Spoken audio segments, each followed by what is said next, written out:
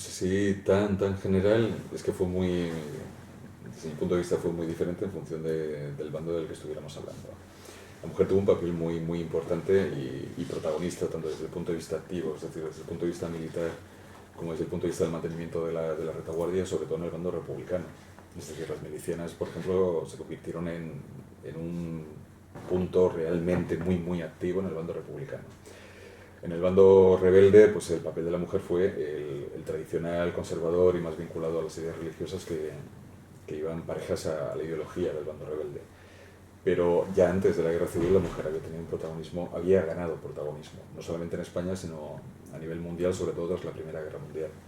Entonces en España cuesta más, fundamentalmente porque hasta la Segunda República pues no se había empezado a valorar realmente el peso político, económico y social que podía tener la mujer. Pero ya con la guerra civil la mujer era un protagonismo que en teoría no debería haber perdido, pero todos sabemos lo que ocurrió después.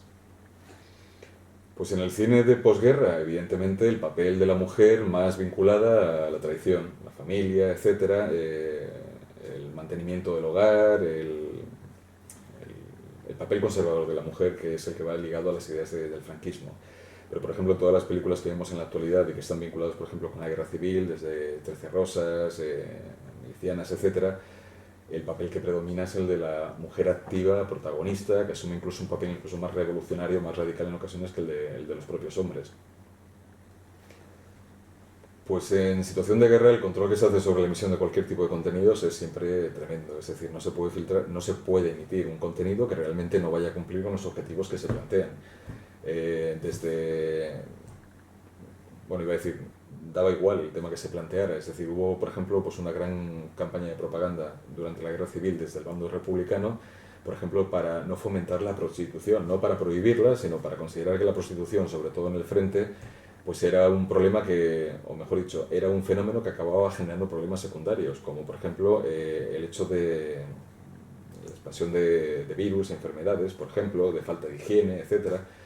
Y sin embargo también había campañas de propaganda en donde incitaron a la mujer a tener una participación más activa, pues ayudando a los enfermos a participar en los hospitales, a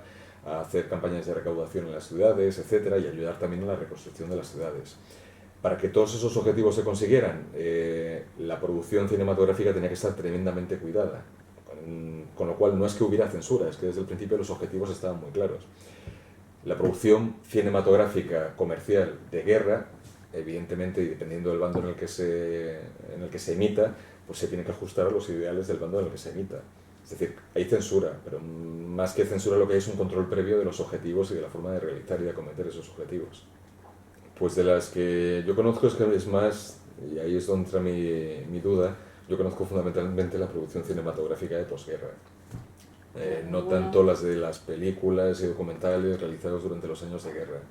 Entonces, como en la posguerra realmente lo que se quiere vender es el ideal patriótico, nacional, conservador, etcétera, pues vemos películas de pues, Armiñán y compañía, etcétera, muy históricas, entre comillas, recuperando la idea del imperio español, de la importancia del pasado, de cuando fuimos una gran potencia, etcétera. Pero no es que fueran influyentes, es decir, no dejaban de ser malos cineastas, al margen de su vinculación con el régimen, etcétera, pero lo que hacían era, pues básicamente un cine al servicio del régimen.